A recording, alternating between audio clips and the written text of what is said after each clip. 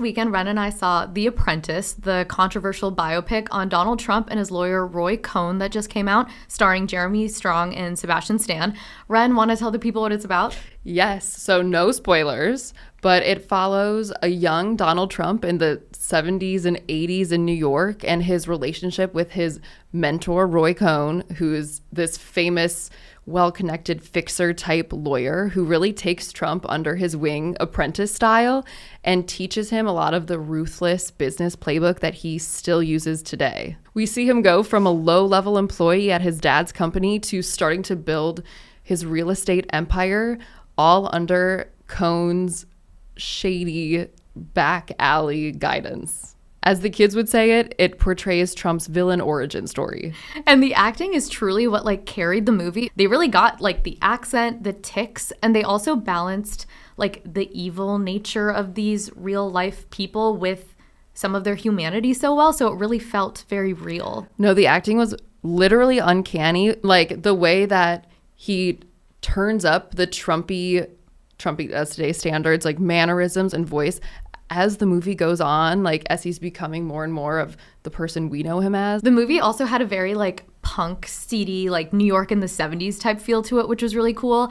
That a lot of the times when you were watching it, it felt like you were just watching archival footage, which was really fun. And whether the movie was fully accurate or not, you did leave the movies feeling really disturbed. And Trump does not come off looking the best. No, definitely not. They definitely took on some heavier topics. Mm-hmm. This is not a spoiler because it's being widely reported right now, but there is a sexual assault scene in the movie based on Ivana Trump's accusation that her husband sexually assaulted her while they were married that had come out in their divorce deposition in the 90s.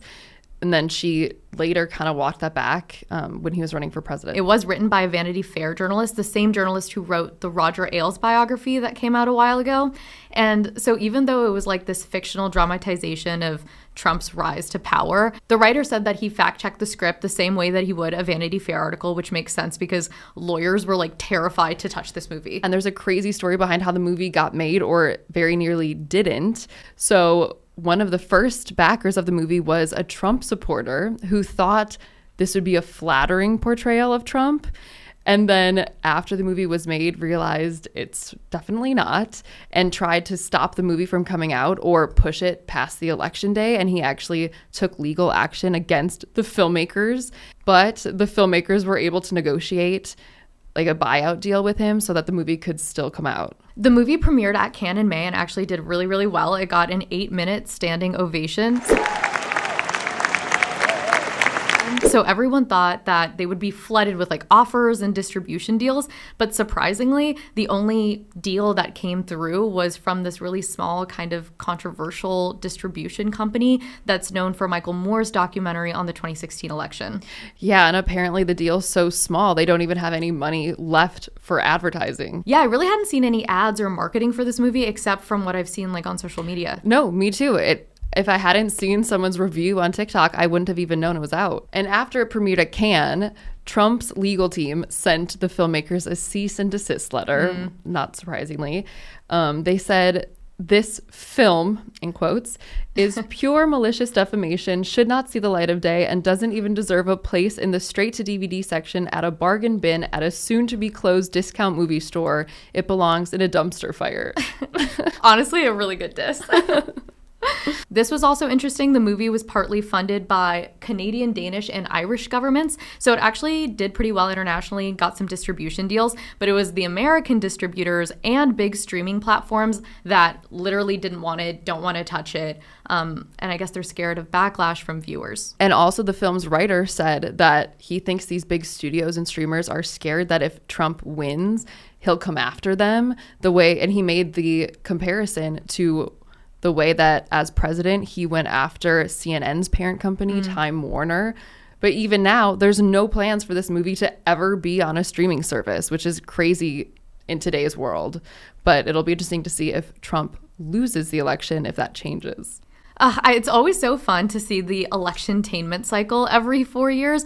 For us, it's always just so fun to see politics take such a center stage, especially with entertainment. There's no shortage of quality content to watch right now. Yeah, as a longtime unabashed SNL fan. You are. They do some of their best work around election years. Even the haters have to agree. All of their impressions and skits and everything are just always so on point. So it's really fun to watch. And I guess their ratings haven't been this high since the last election. Oh, I'm not surprised. I mean, they brought Maya Rudolph back to play Kamala Harris and Andy Samberg back to play Doug, and everyone obviously loves them. So like there's always such a good energy when they're in the skits.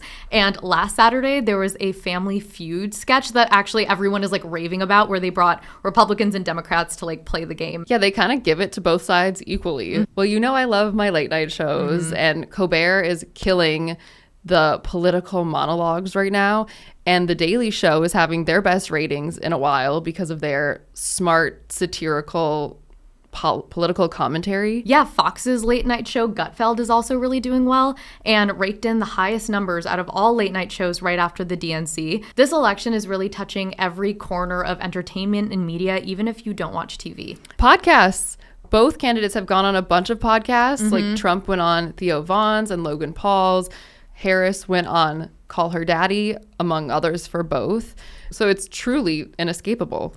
Yes, you're seeing politics where you might not even really want to see politics. So a couple of weeks ago, 17 adult film stars launched a $100,000 ad campaign on adult sites warning fans that Project 2025 wants to ban adult content and imprison people who produce it. So the ads are actually running in Pennsylvania, Michigan, Wisconsin, North Carolina, Georgia, Arizona, and Nevada. So the states that are actually going to decide the outcome of the election. They're very informed.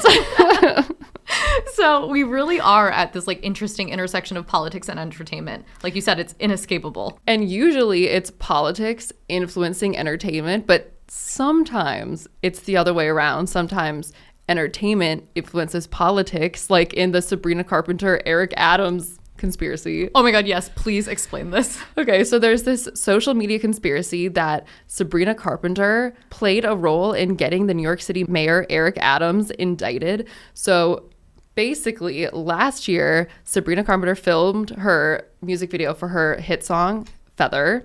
So good. In a Catholic church in Brooklyn. And the Monsignor of the church signed off on this. If you haven't watched the music video, you definitely should. It's basically Sabrina Carpenter running around in this like really small black outfit, like sexily dancing around coffins in the church. So obviously it like pissed off churchgoers. Yeah, no, everyone immediately was calling it sacrilegious. Of course, the bishop that oversees this church was livid and launched a whole investigation into why the Monsignor signed off on this and looked into all of his conduct and found some shady things.